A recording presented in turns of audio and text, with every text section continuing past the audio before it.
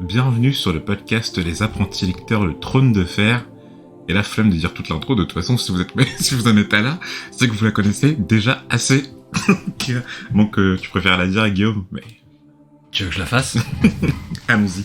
Le podcast lecture-relecture du Trône de Fer ou A Song of Ice and Fire, sans spoiler. Ouais, je crois que c'est ça. C'est ça. Ouais, je crois que c'est ça. Parce que j'ai commencé par le podcast. Ouais, il y a une petite hésitation. Mais en fait, c'est là que tu te rends compte que, tu sais, genre, il y a plusieurs types de mémoire. T'as là, c'est de la mémoire procédurale. Tu sais, tu commences la première phrase et t'as tout le reste qui découle. Et là, vu que j'ai commencé au milieu, j'ai bugué. Ah ouais, peut-être c'est ça. Hein. C'est ça, parce que j'ai commencé au milieu de la j'ai phrase. pas commencé par bienvenue. Ah, peut-être qu'on devrait se partager l'intro aussi. Ouais, on fera ça un jour. Alors, quoi de neuf? Eh bien. Pour que les auditeurs soient au courant, ça fait très longtemps qu'on n'a pas enregistré d'épisode. Bah, c'était les grandes vacances, quoi. Ouais. Les grandes vacances 2021. Pour ceux qui nous écouteraient en 2025, soit l'année de la sortie de The Winds of Winter. L'épisode sera sorti depuis bien longtemps. Et oui, mais tu sais, pour ceux qui nous écouteraient en retard, tu vois. Ah oui. Et donc, franchement, ça fait étrange parce que en reprenant le podcast, j'avais peur d'avoir oublié pas mal de trucs. Parce que franchement, après 2 mois sans tourner, j'ai l'impression que, tu vois, j'ai l'impression qu'il y a plein de trucs qui sont évaporés de ma tête. Je sais pas pour toi. Moi, je suis un insouciant. Je vais là où le vent m'emmène. À la one again. Donc voilà, donc j'espère que... De toute façon, le public est là pour mes réactions à chaud. Ils auront des réactions à chaud. Je dis. Donc j'espère qu'il y aura pas trop de bugs de notre côté par rapport aux différents éléments. Le temps de se remettre dans le bain, de reprendre les enregistrements à un bon rythme. Mais voilà, avec nos notes, on devrait s'en sortir. Voilà. Enfin si, on a enregistré un épisode du Chevalier Errant entre-temps, que vous avez déjà dû écouter si vous êtes notre chapitre 3 de Clash of Kings. Mais voilà, donc pour la saga principale, on vient de reprendre, donc excusez-nous s'il y a quelques petites lacunes. Alors, donc oui, je l'ai pas dit, mais on se retrouve pour le chapitre 3, donc le premier chapitre de Tyrion, de Clash of Kings. Mais avant de commencer ce chapitre, j'aimerais revenir sur les notes que j'y avais écrites avant que Guillaume et moi ne partions en vacances. Bon, ça fait, comme je vous l'ai dit, ça fait longtemps qu'on n'est pas revenu sur le Trône de Fer, donc j'ai dû relire quelques passages avant de comprendre ce que j'avais écrit. Tellement l'histoire est complexe. Premièrement, je me suis demandé, voilà, Guillaume, ça tu t'en s'en souvenir, hein. Mais du coup, dans mes notes, j'avais écrit que je m'étais demandé si Balon Swan n'était pas gardé en otage à la cour de Port-Réal. Alors, en effet, on sait que les Swans sont des bannerets des Baratheons, et on sait, de par le prélude, que Stannis avait envoyé Sir Davos convaincre les seigneurs des Terres de l'Orage, donc des Baratheons, de se joindre à la cause de Stannis, dont Lord Julian Swan, actuel Lord de Pierrehomme, chef de la maison Swan, et père de Balon Swan.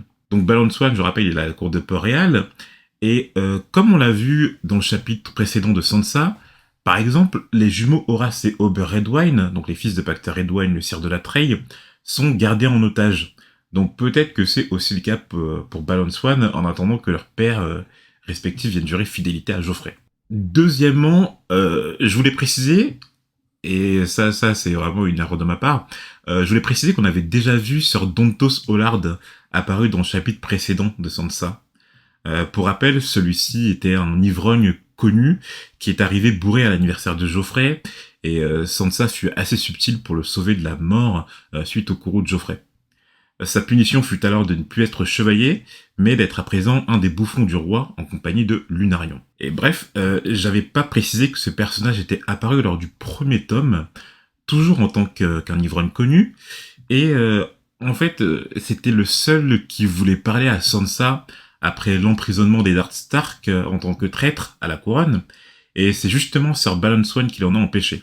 Troisièmement et dernier point, ça c'est vraiment du chauffonnage, mais en fait on a appris dans le premier chapitre d'Arya de Clash of Kings qu'elle se faisait, tu serais pas Guillaume, Arya Ganache à Winterfell.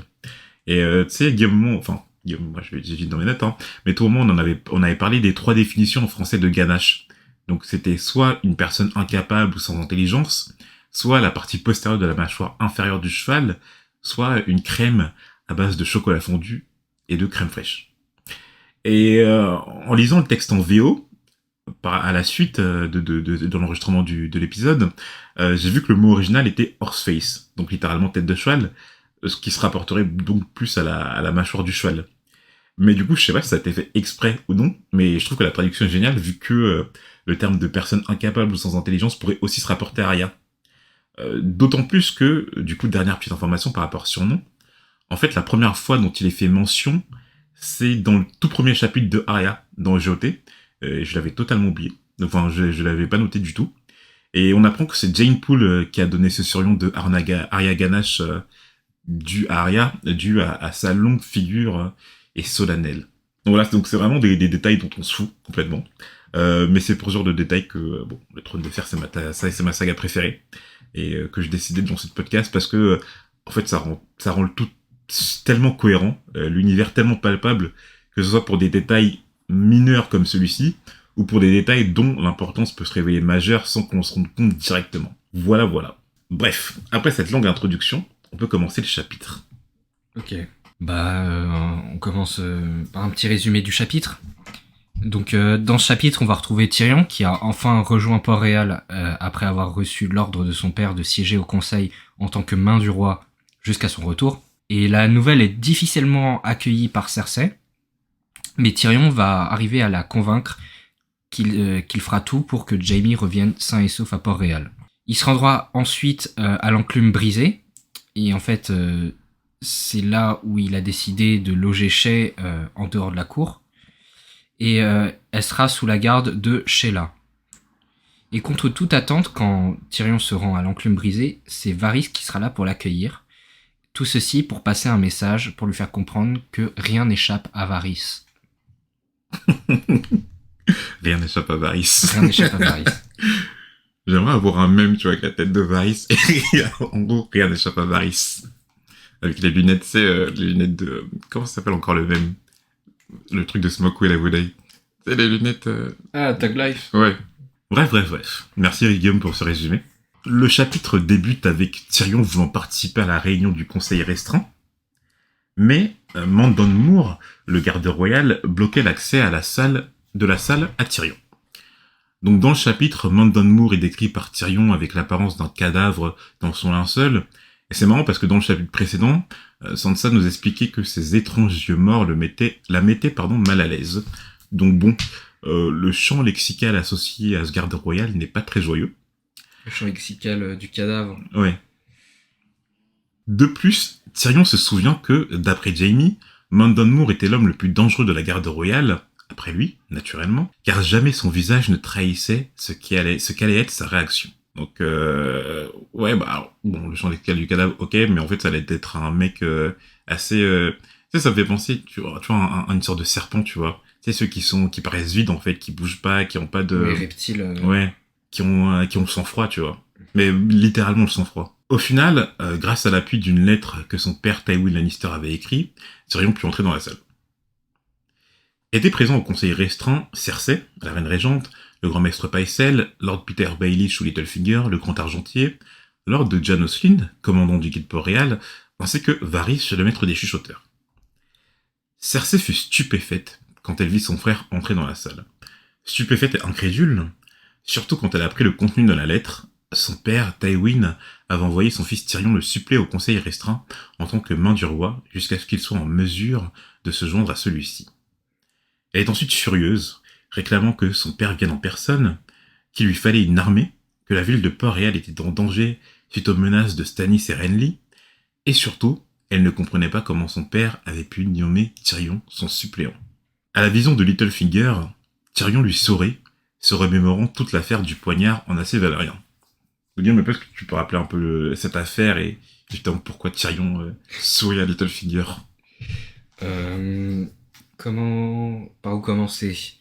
Donc, on se souvient que Bran a subi une tentative d'assassinat par, on va dire, un reître à qui on a donné une dague en acier valérien.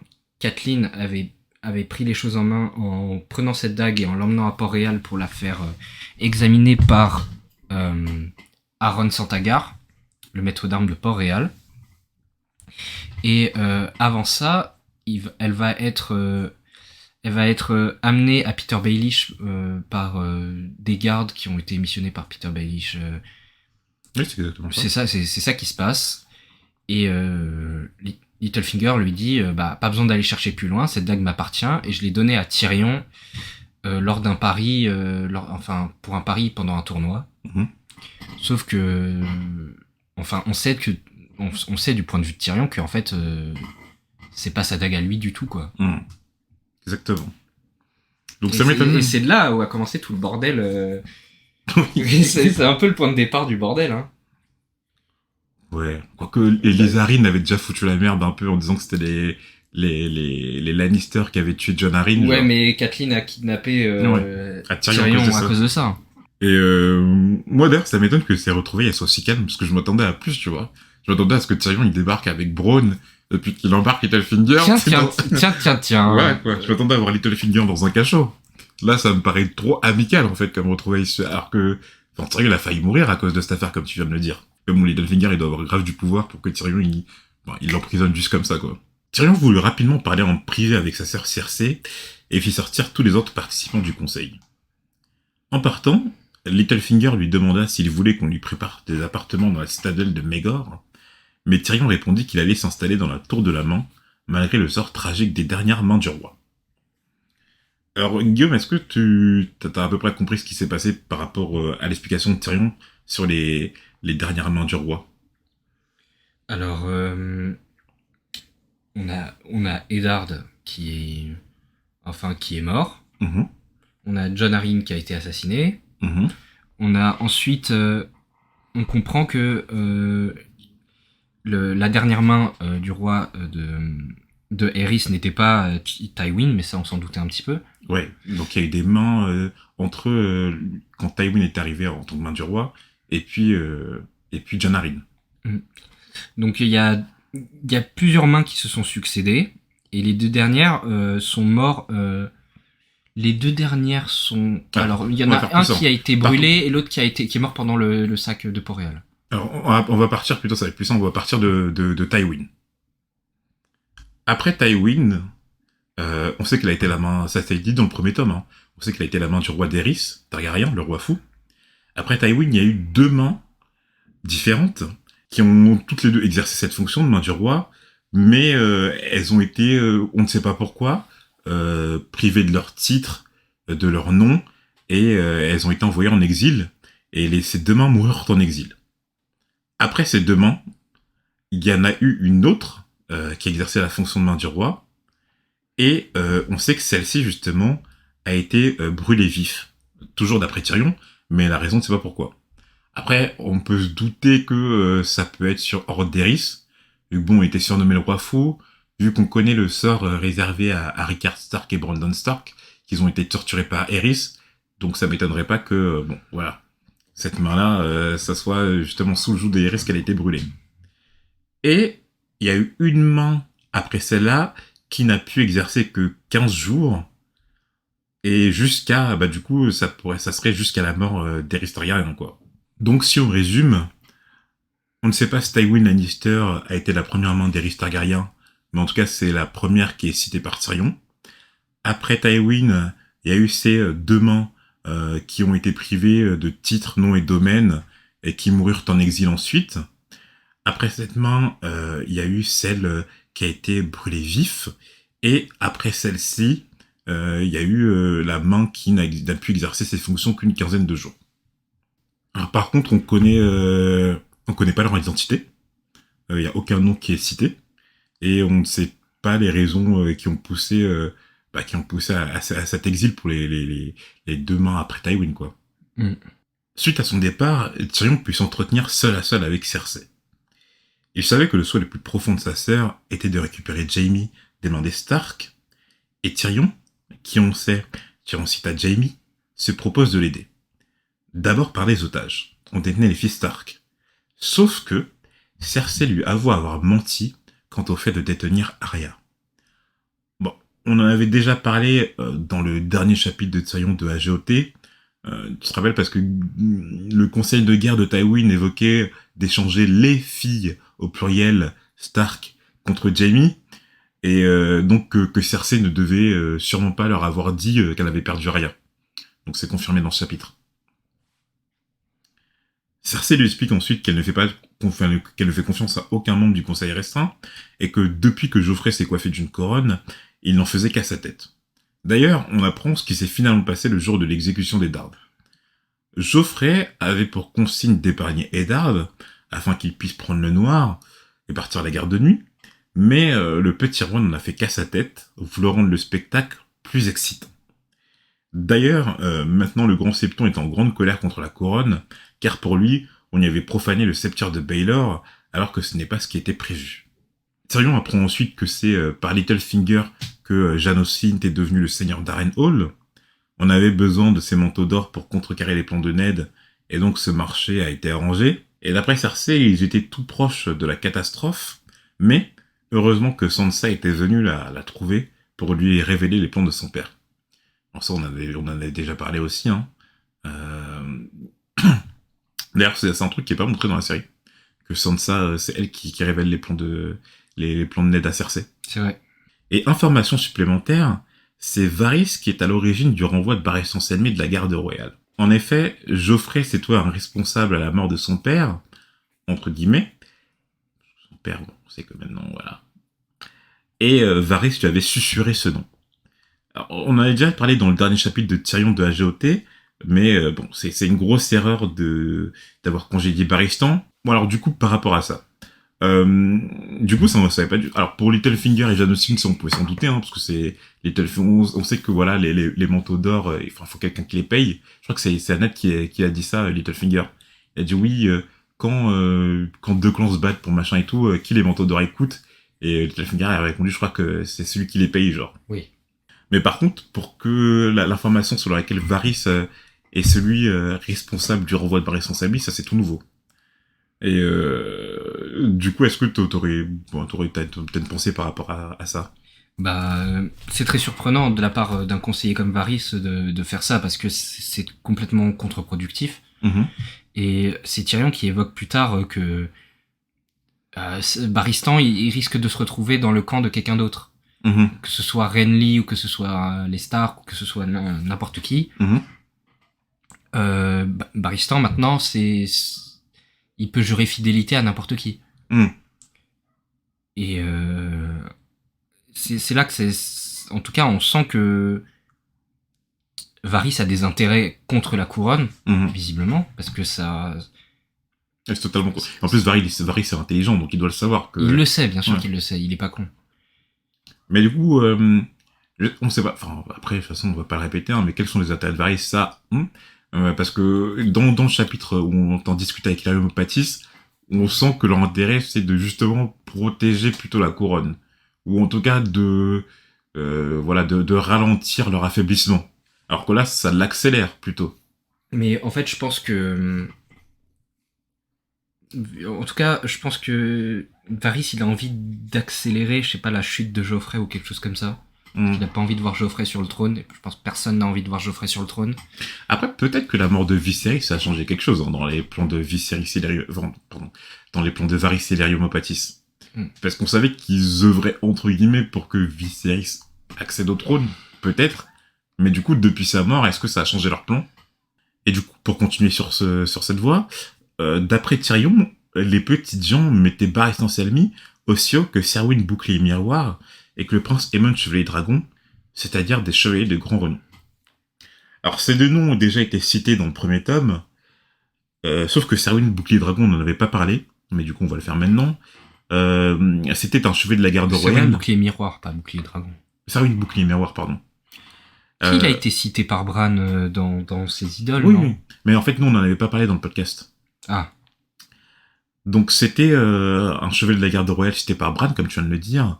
Voilà, dans Bran, je crois que c'est dans le deuxième chapitre, au moment où, juste avant qu'il chope Cersei et Jaime, il cite les grands chevaliers de la garde royale qu'il prend comme exemple, et donc il cite Serwyn Bouclier Miroir.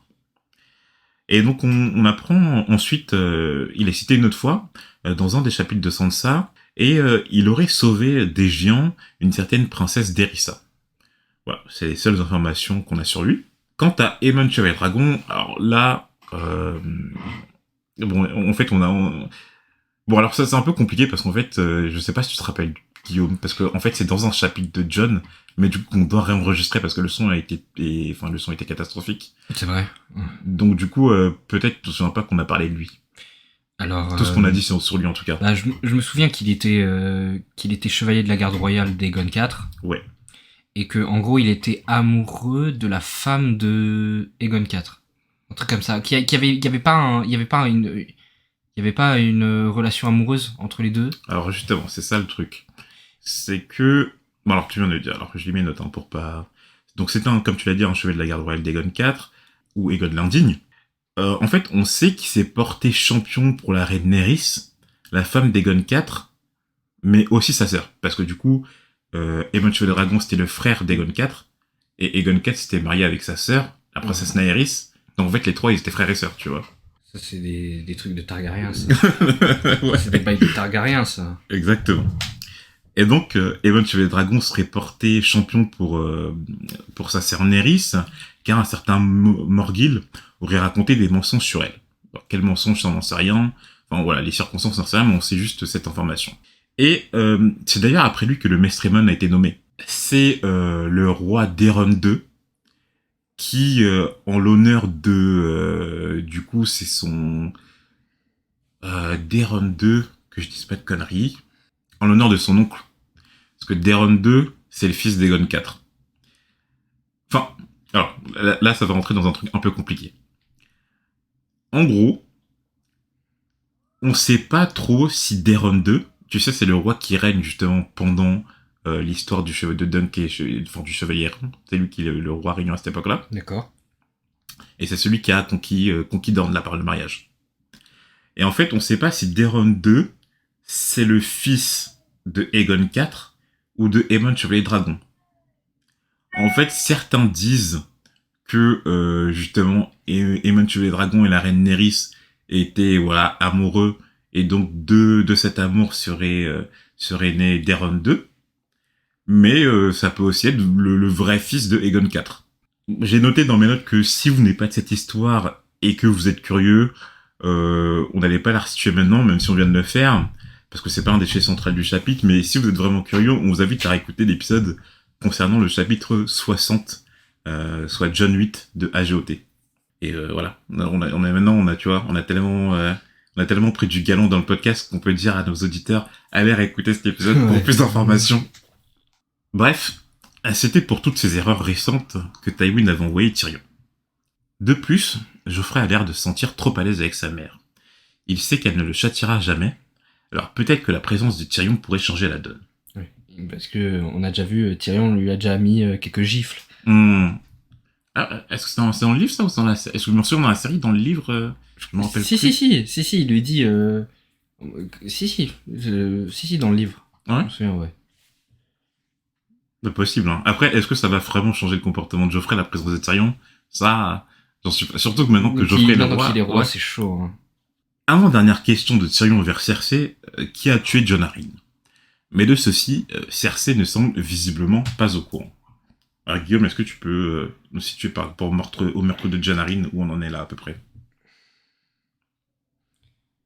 On sait que c'est Varys, avec les larmes de Lys, probablement. Pourquoi parce qu'il s'apprêtait à découvrir la vérité sur la descendance, enfin sur les origines de Geoffrey. Oh, il avait déjà découvert. Ouais. Parce qu'il allait tout balancer, quoi. Ouais. Plutôt parce qu'il allait tout balancer. Et pour éviter un peu que le royaume s'entre-déchire sur cette histoire. Ouais. Mais du coup, là on voit que Cersei, elle est un peu perdue aussi sur cette histoire. Ouais. Justement, c'est ce que j'ai écrit dans mes notes. C'est que sachant que en plus le père Stark pensait que c'était elle qui avait manigancé son meurtre, car l'ancien seigneur des Airiers avait découvert que elle et Jaime couchaient ensemble et que les enfants n'étaient pas de Robert. Et surprise pour le lecteur, Tyrion est au courant de cela.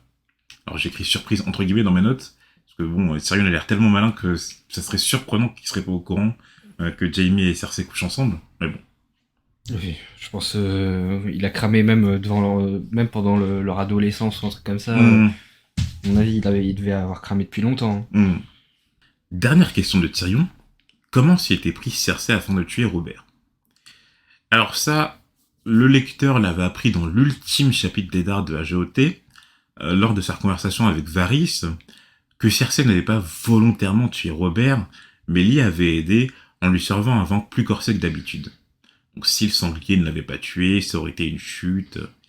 Mais je suis surpris quand même que elle ait juste forcé sur la boisson et pas mis un poison pour le buter à coup sûr. Parce que, sérieux, vu comment c'était imminent le danger, Eddard... Non, parce qu'à ce moment-là, il était pas au courant. Ouais, elle était pas au courant. Bah, vraiment, Mais je crois qu'on avait dit. oui, on avait dit que, ouais, comment elle a fait pour envoyer l'ordre et tout. Mais je crois que juste que le timing était parfait, genre. Ouais, je crois que le timing était parfait, en fait. C'est même pas...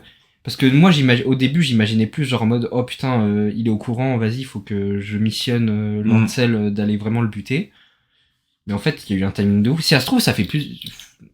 Moi, je trouve que c'est un peu trop, genre. Quoi? Enfin, je trouve que c'est un peu un trou du scénario. Genre, bizarrement, elle voulait pas le tuer, mais il est mort au moment où on en avait super besoin, quoi. Ça me rappelle les gens en soirée, genre qui forcent sur tes verres, tu sais. Ouais. Et puis... Là, elle lui a mis 3 fonds de vodka, 3 fonds de vodka pour une dose de jus d'orange. Ouais, pour bien que ça... Non, mais elle a dû être... Je crois qu'on a déjà parlé, mais elle a dû être vraiment saucée quand elle a appris que Robert était mort, quoi. Vraiment, genre en mode, juste au bon moment, quoi. C'est... Non, moi, ça me... Tu sais, je crois que c'est un peu comme un autre truc scénario. C'est... Tu sais, on avait parlé, mais comment Ned, il a su que Jaime et Cersei, ils couchaient ensemble? En fait, que Ned sache que les enfants de Robert soient illégitimes, ok. Mais comment il a su que c'était avec Jaime que Cersei les avait eus, ça... Alors ça, c'est entre les mains de Dieu. Hein. Alors ça... Ça aurait pu être n'importe qui de blond. Ouais, non, mais... Ou de, je sais pas, de châtain ou je sais pas quoi. Non, mais dans cet enchaînement de chapitres, là, la mort de Robert et juste avant, voilà, la découverte de l'inceste, moi, je trouve que c'est très facile quand même. Quittant sa sœur, Tyrion se rend ensuite à l'auberge de l'enclume brisée, gardée par les manteaux rouges, la garde de Lannister présente au donjon rouge, et à Port-Réal, avec comme capitaine un homme du nom de Villard. Je sais pas si on dit Villard ou Vaillard. Je dis Villard. Hein. En passant, devant toutes les têtes que Geoffrey avait fait piquer et plonger dans le bitume, Tyrion ordonne au capitaine Villard de les confier aux Sœurs du Silence. Oui, mais est-ce que tu peux rappeler un peu ce que c'est les Sœurs du Silence C'est un peu c'est les pompes funèbres. Exactement. Les pompes funèbres de Westeros. Refusant au départ, car c'était Geoffrey qui les voulait là, le capitaine Villard s'y contraint finalement sous la menace de Tyrion. En passant dans la ville de Port-Réal, Tyrion fut surpris d'à quel point l'ambiance avait changé depuis son départ. Elle était maintenant sombre, lugubre, remplie d'insécurité. Et surtout, la pauvreté transpirait. Le capitaine Villard lui en apprit la cause. Les routes étaient coupées à l'ouest comme à l'est, et plus rien ne venait du Conflent ou de Haut-Jardin. En réponse, Cersei avait accentué la garnison des effectifs du guet, construisait des engins de guerre et avait même commandé aux alchimistes 10 000 pots de feu grégeois. Alors Guillaume, est-ce que tu peux nous parler à nos auditeurs de ce qu'est le feu grégeois ou que de ce que tu comprends ce que c'est? Ça a l'air d'être... c'est un peu comme du napalm, quoi. C'est substance hautement inflammable ou explosive. Ouais. Ouais, bah quand je fais la recherche sur Wikipédia, ça dit que c'est même... ça s'enflamme même au contact de l'eau, genre.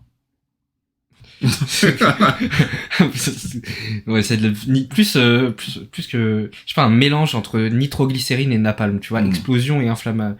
C'est inflammable et explosif. Ouais. Bah, Tyrion avait une réserve sur ce dernier point d'ailleurs, car autant de feux grégeois pourraient réduire Port-Réal en cendres. D'autant plus que, d'après lui, le feu grégeois était assez traître. Donc ouais, un truc assez difficile à contrôler, d'où le fait que justement, peut-être des alchimistes soit une caste spéciale réservée à la fabrication et à la gestion de ce feu, quoi. Mais bon, Cersei, elle a l'air assez inconsciente pour que Tyrion dise que c'est la dose suffisante pour exploser la ville de Port-Réal, quoi. Putain. Donc Cersei, elle est pas nette, hein. Il y a des moments, elle est vraiment pas nette. Ouais, non, mais ça se voit, là, elle est un peu... tu vois, elle est un peu parano sur les bords, dans le sens, il me faut une armée, on va être assiégé de tous les côtés. Genre, on a besoin de feux grégeois, combien? 10 000.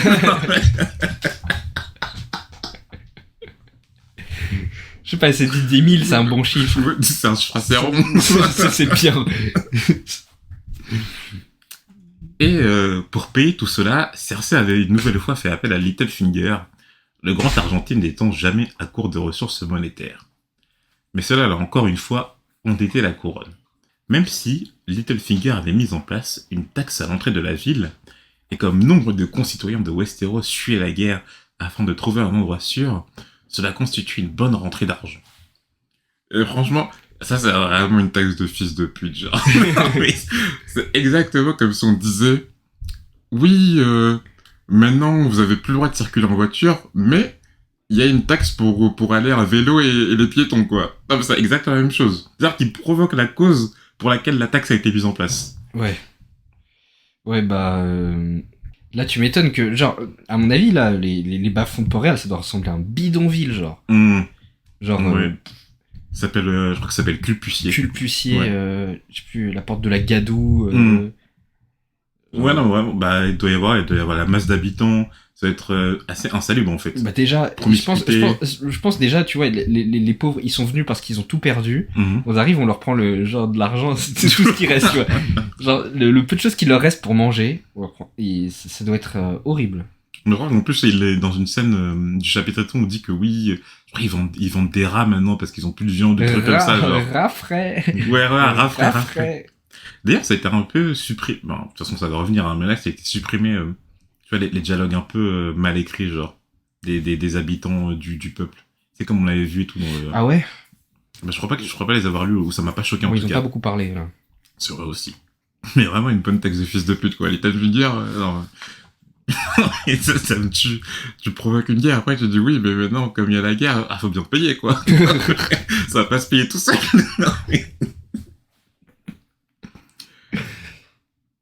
On rappelle que dans le premier tome, on avait appris que la couronne devait 3 millions de pièces d'or aux Lannister et 3 millions d'euros à d'autres créanciers. Les Tyrell, la banque de fer de Bravos et les cartels de Tyroche. Le grand septon. Même au grand septon, ouais. Et du coup, en plus, lui, il a le seum parce que, genre, ils ont souillé le sang.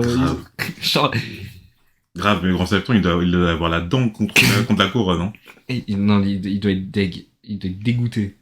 Mais du coup, je vais te demander, Guillaume, est-ce que tu penses que ça aura une importance à un moment donné, toutes ces dettes on en parle, on a l'impression que les dettes elles s'accumulent, mais que, bon, tu vois.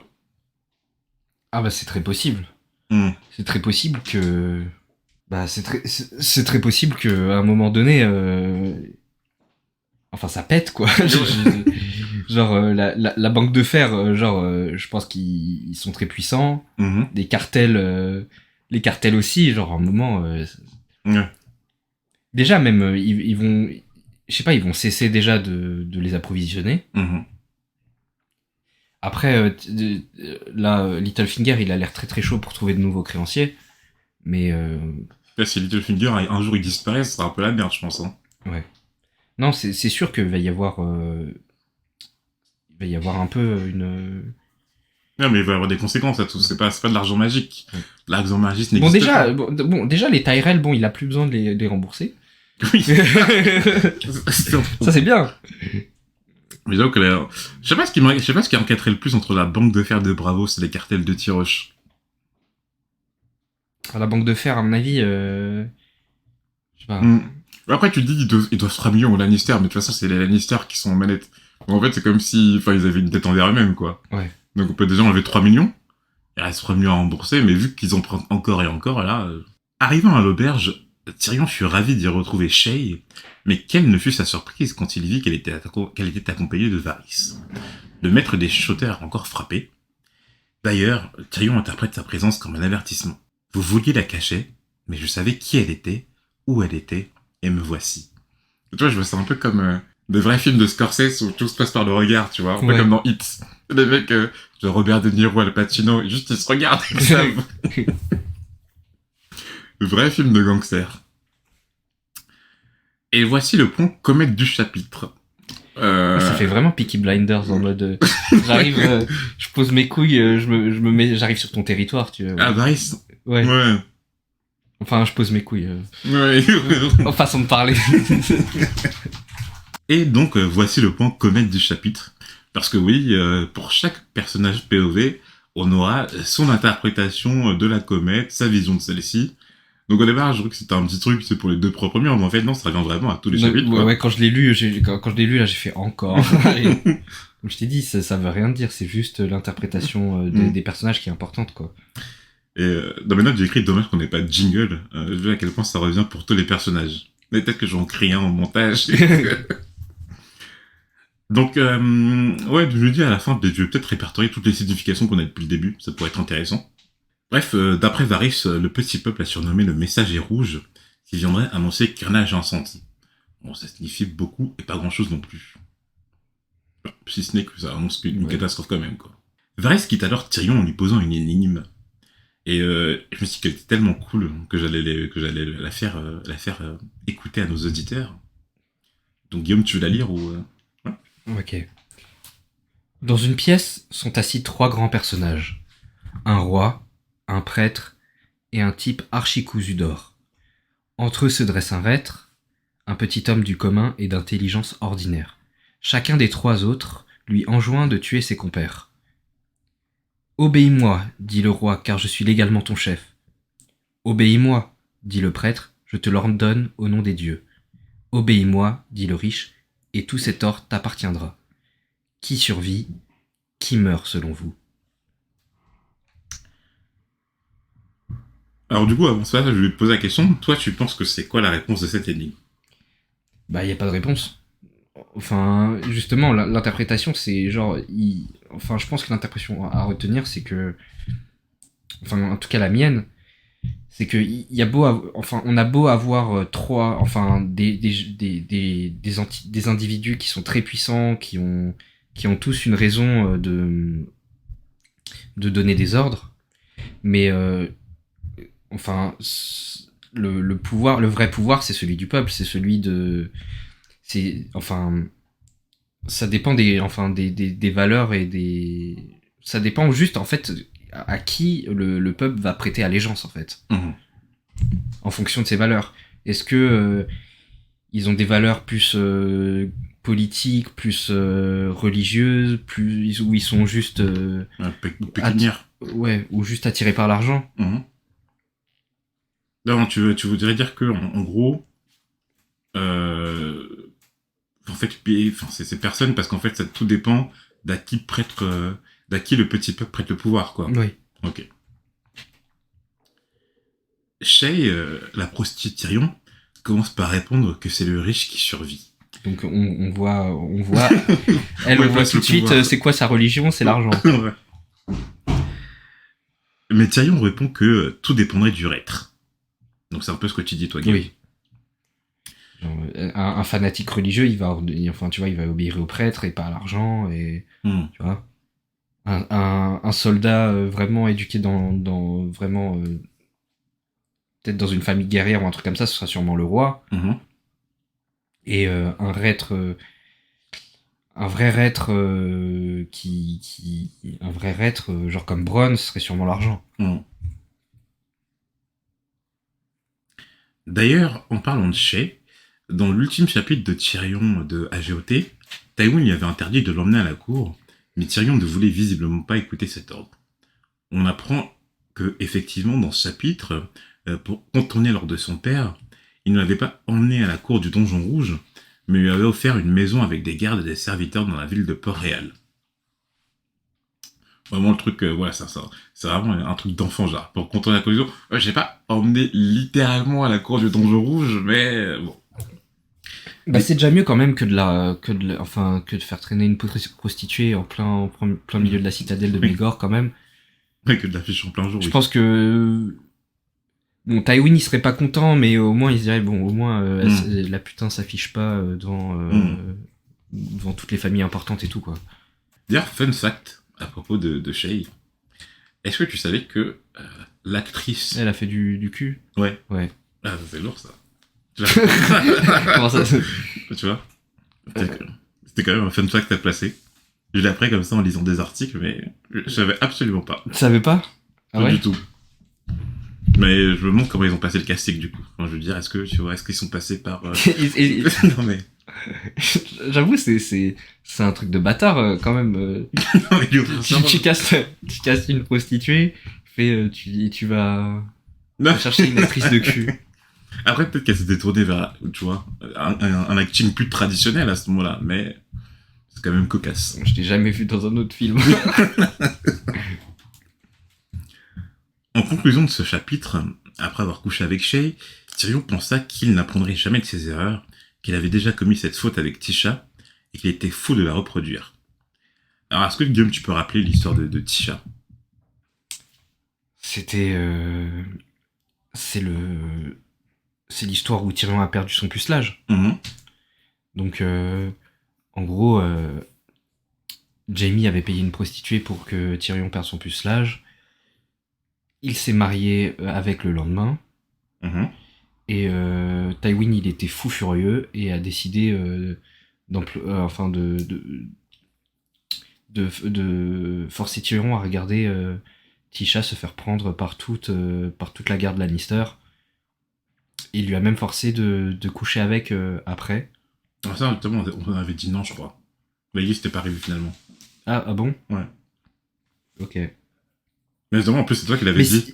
Mais justement, moi, j'avais dit que c'était chaud, parce que je comprenais pas. J'avais compris ça. Et toi, tu m'avais dit non, justement, je pense qu'il a juste dû regarder. Ouais.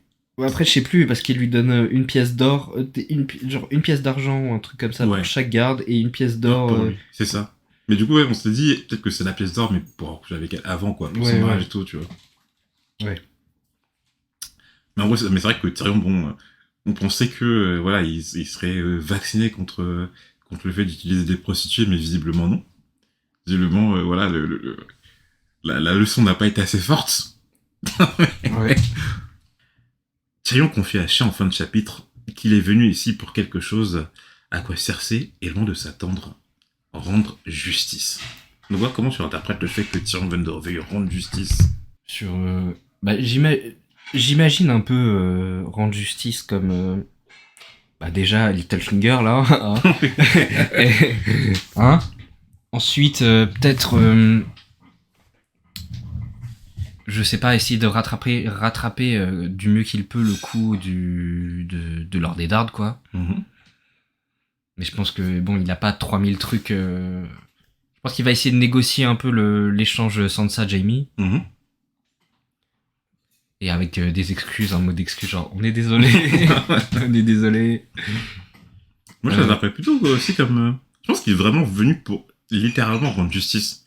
Dans le sens où sa vie, elle a été tellement injuste et tout ce qu'il vaut autour de lui, que pour une fois qu'il a du pouvoir... Ah, il va prendre un peu sa revanche sur la vie et ouais. montrer à quel point il peut être bon dirigeant. Ouais, c'est ça.